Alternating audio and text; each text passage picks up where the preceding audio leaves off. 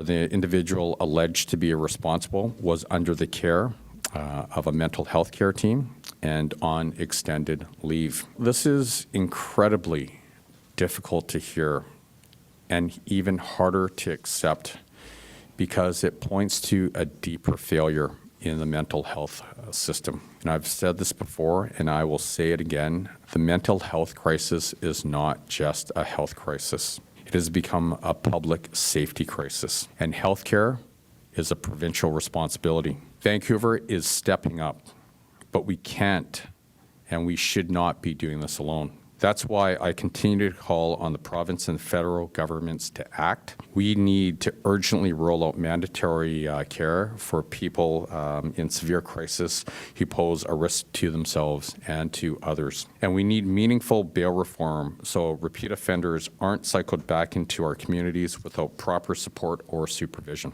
Richard, Lynn, Katie, 3 individuals, a family of 4, left an orphan son. How many more reports do we have to do to come up for a reason why their family is absolutely devastated? We need action. We already know what the answer is, or at least we have a really good idea what the action is or what the issue is.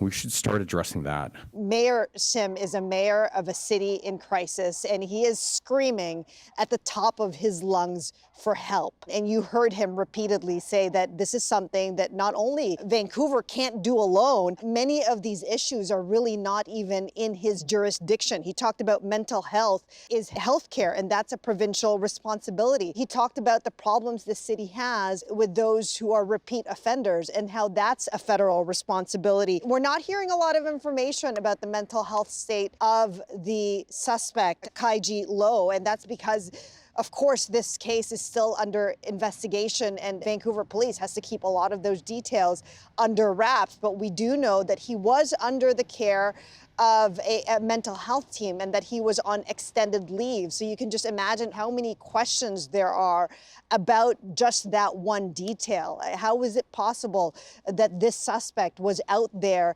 in public in his mental health state? And I think those are the questions that, again, are going to have to be untangled as this community deals with the pain and grief of those they've lost and those that they may lose who are still in hospital struggling to stay alive.